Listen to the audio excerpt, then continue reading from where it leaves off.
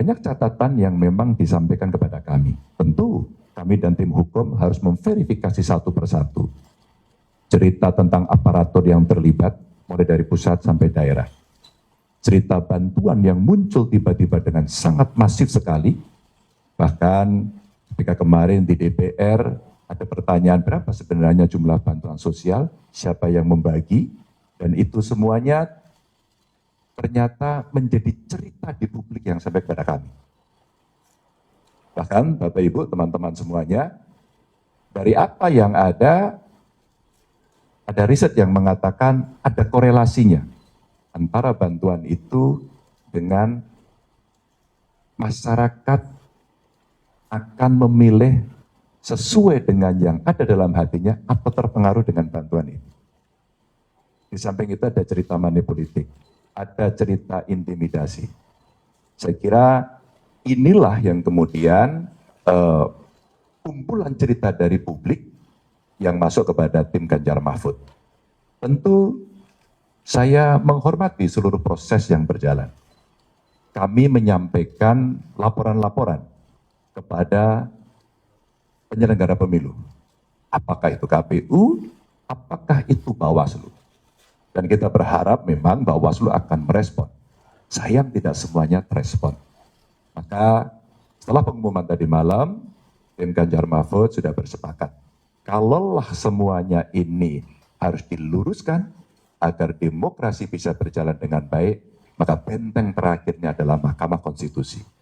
Dan kami sudah menyiapkan tim dari tim hukum untuk kita segera mendaftarkan apakah besok atau Sabtu untuk segera kita menyampaikan seluruh yang ada yang kami persiapkan untuk menjadi pertimbangan hakim konstitusi nantinya.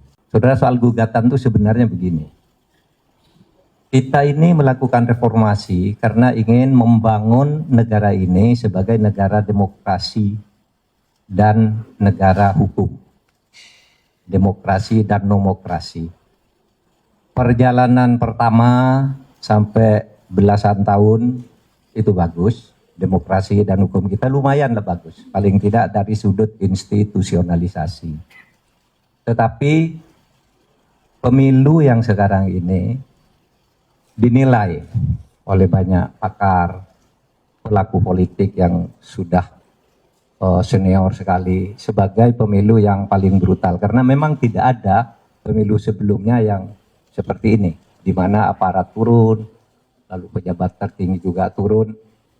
Meskipun bilang tidak kampanye, isinya pasti dirasakan kampanye, sehingga ini dianggap apalagi ada ancaman-ancaman ya politik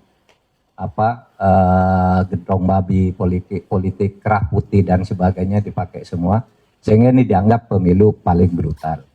Oleh sebab itu kita ingin mewariskan kepada generasi yang akan datang jangan terjadi perusakan terhadap demokrasi dan hukum. Karena kalau demokrasi dan hukum dirusak, nanti akan terjadi lagi yang akan datang itu, kalau mau pemilu, Anda dekat dengan kekuasaan, Anda punya duit. Hanya itu, lalu orang yang biasa-biasa, yang hebat-hebat tidak bisa tampil untuk ikut ngurusi negara.